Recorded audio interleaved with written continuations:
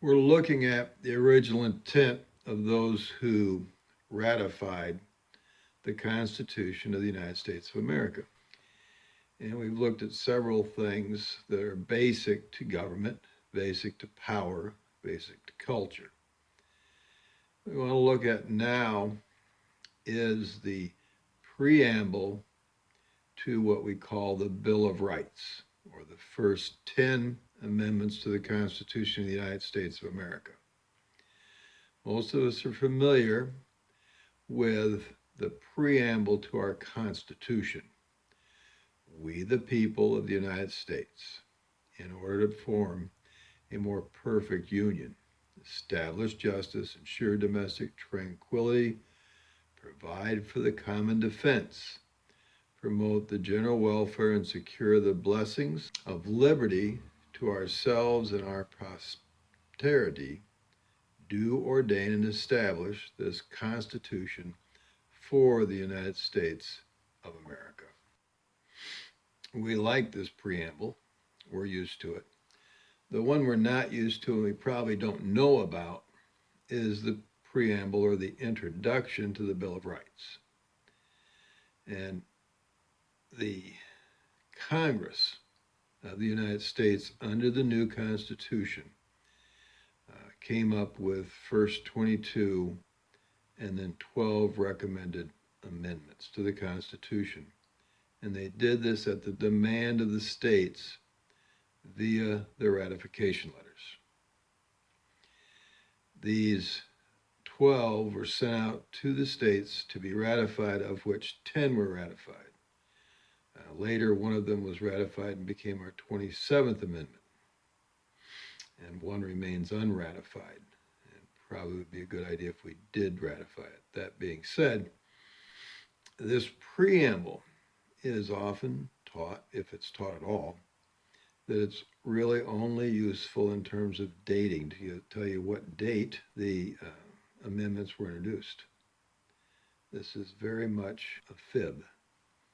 The people who say this are either very confused or they're lying. One of the two. This preamble tells us the exact purpose and the function of both the proposed Constitution, which was the one made in the Philadelphia Conference, sometimes called our Constitutional Convention, sent to the states, and the Constitution as it was ratified with the amendments which the people who ratified our Constitution demanded. It tells us how then the Constitution with these amendments works. It says this: Congress of the United States, the government, begun and held in the city of New York on Wednesday, the 4th of March, 1789.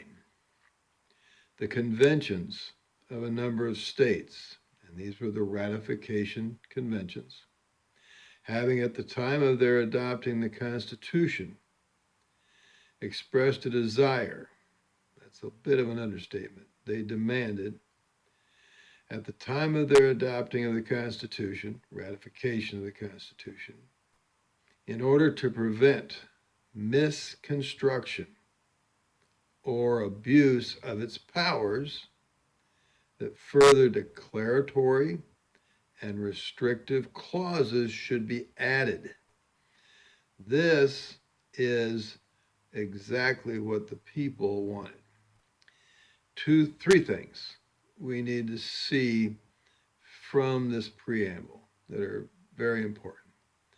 The first is the purpose of this is to prevent misconstruction and abuse of the powers of the United States of America.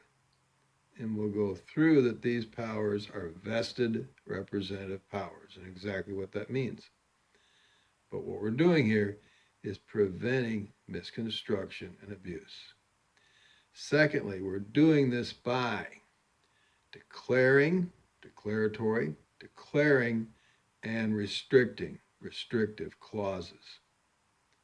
The word further indicates that this is going beyond. What it's going beyond is the proposed Constitution. The proposed Constitution also contains declaratory and restrictive clauses.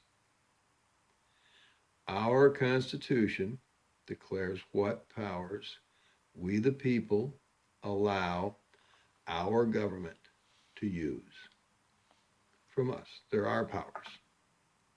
And we then restrict them to only those powers that we've given them.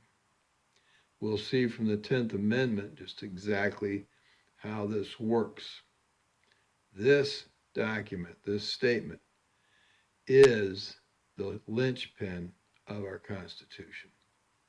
It sets the standard. It's the most important.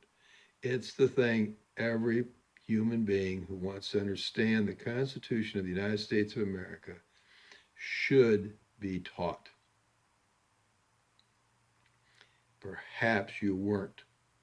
Perhaps it's not being taught at the present time in the elementary school where your children are going, or the middle school, or the high school, or the college, but it should be, because this gives us the standard for the Constitution of the United States of America.